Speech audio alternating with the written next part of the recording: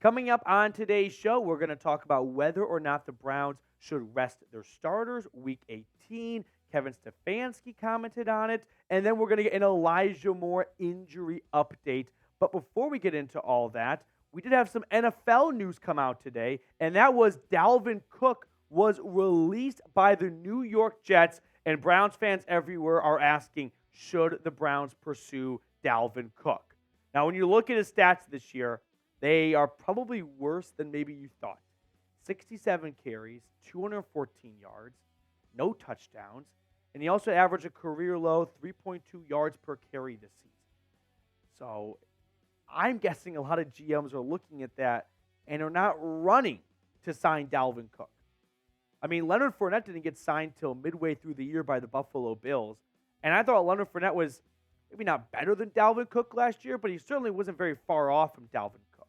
Now, Dalvin Cook has had a slide the last few years. I mean, go back to 2021, he averaged 4.7 yards a carry. 2022, last year in Minnesota, people look at 1,100 yards and 8 touchdowns and think Dalvin Cook's still good to go. No, Dalvin Cook led the NFL in rushes that were 1 or 0 yards or fewer. He was far below yards expected, meaning, hey, if you put an average running back in Dalvin Cook's shoes for this play, how many yards would they get? Dalvin Cook was in the negative compared to the average yards expected. And then this year for the Jets, he completely fell off. He's averaging less than a yard a carry than he did in 2022, which was pretty low for his standards, 4.4, yet to find the touchdown. So you know what? This will not be the fun, sexy opinion out there, but when it comes to whether or not the Browns should sign Dalvin Cook, I'll throw the question your way right now, but no, I'm typing N for no. I understand at one point, Dalvin Cook was a very good running back for the Vikings, but last year, he wasn't good in Minnesota.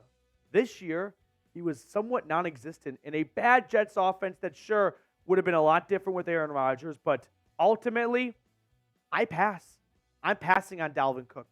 Yeah, it's a big name. Yeah, he did some really good things, and you look at 1,100 yards last year, but if you add Dalvin Cook to this offense, what does he bring that the running back room doesn't already have? He's just another Kareem Hunt. The Browns already have a good goal line back in Kareem Hunt. They lack burst. They lack speed from their running back room, which is a problem. But Dalvin Cook's not going to come in here and bring a whole lot of that. You're just getting another Kareem Hunt, which you got your Kareem Hunt. You got your goal line back. You got a good run blocking RB or pass blocking RB.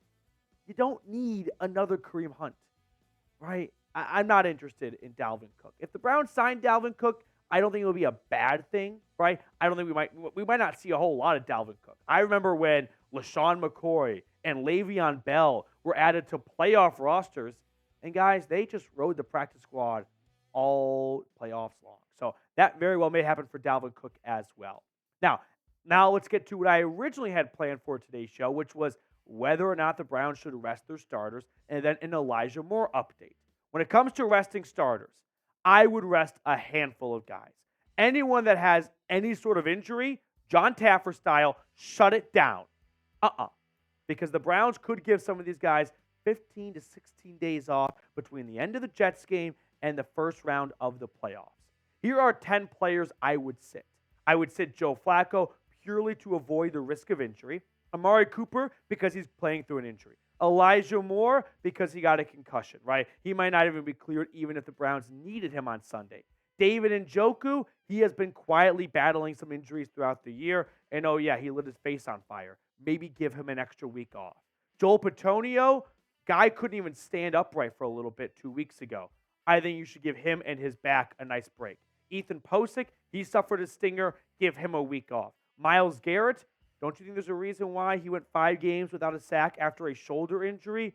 They had an early bye. Give Garrett a week off. Darius Smith, he's a veteran player. His body could use some rest. Make him nice and fresh for the postseason. Denzel Ward, this is more of a, I'm just nervous he could get injured because he's somewhat made of glass. And then finally, Juan Thornhill. I'm a little bit iffy on Thornhill because I think we need to see more of Thornhill. He's missed a lot of time. He needs to play football. But at the same time, I don't want to push it. And if you can get Thornhill and Delpit back for the playoffs, that would be awesome. So Kevin Stefanski was asked about resting starters. Here's what he said. We're working through all those things. We'll have a plan. We want to finish strong, so we'll have a plan moving forward, but I'll update you guys as we get through the week. At least sit some guys, Kevin Stefanski. Like, I'm not asking to sit all 22 starters, right? I didn't include Jerome Ford. I only put on Joel Petonio, right, on the offensive line along with Ethan Posick. Play your two tackles. They need to get better. Play Wyatt Teller, right? I'm not asking to sit every single starter, but please sit the guys that are even somewhat injured. I mean, everyone's somewhat injured at this point, but sit the guys who are really playing through injuries that would be getting off-season surgery on Tuesday if they were not playing in the playoffs, and then sit Joe Flacco, sit your absolute key starters that you do not want to risk getting injured. Now, I know what you're thinking, but Petey, what about the old classic rest versus rust debate? Well, I get that, and we'll explain that in just a moment, but really quickly, I do want to shout out our sponsor today, which is Factor. Get started on your resolutions with Factor so you're ready for the new year. Factor's ready-to-eat meal delivery takes the stress out of meal planning and sets you up for success in the new year. Skip the grocery stores, prep work, and cooking fatigue. Instead, get chef-crafted, dietitian-approved meals delivered straight to your door. With over 35 meals to choose from per week, including options like keto, calorie smart, vegan, veggie, and more, plus over 55 weekly add-ons, you'll have a ton of nutritious and flavorful options to kickstart your resolutions. Forget frantic lunch preps and rushed dinners. Factor's 2-minute meals are your secret weapon in the new year.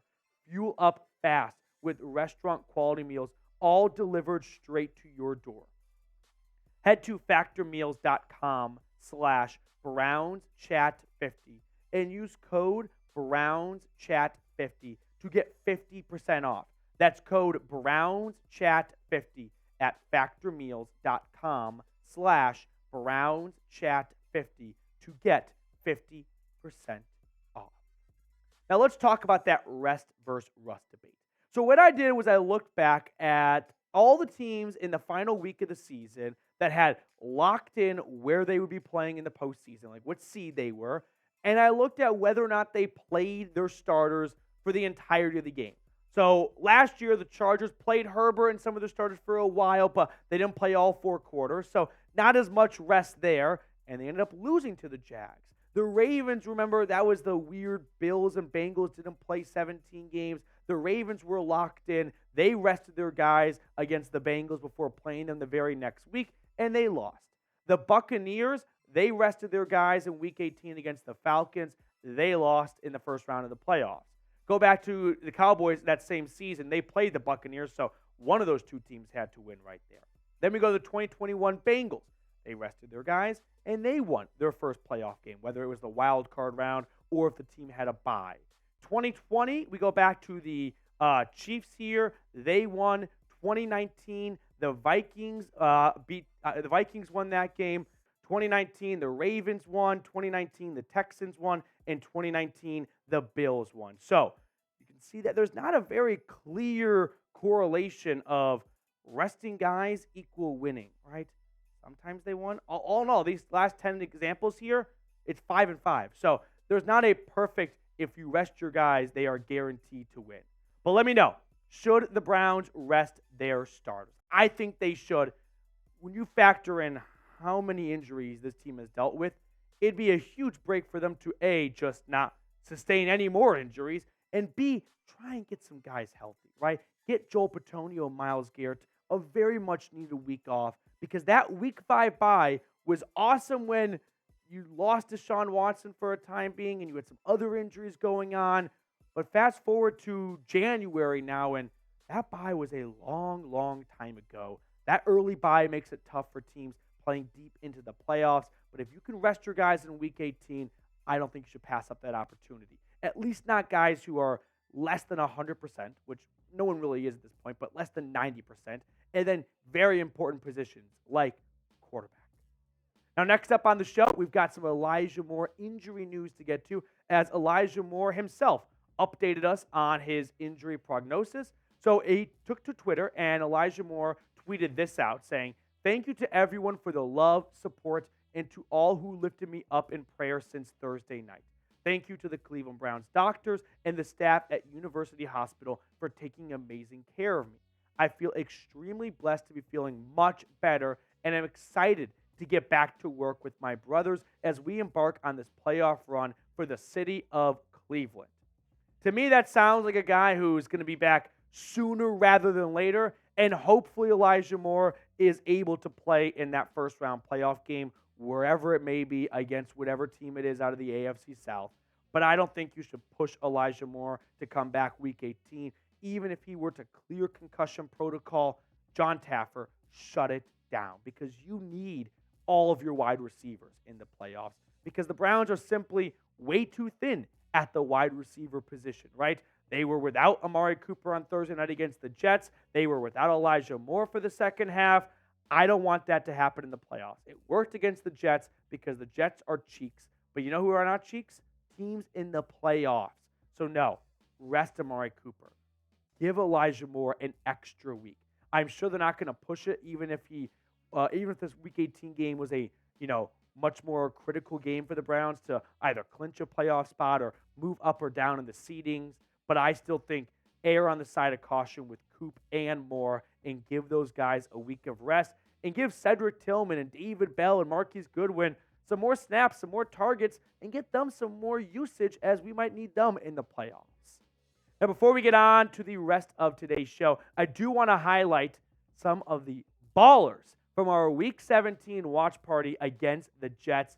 The MVP is Sean Myers. Sean, please email me, Matthew@chatsports.com. I need to get in contact with you so I can send you the giveaway item you won. The All-Pro nomination goes to Ken G.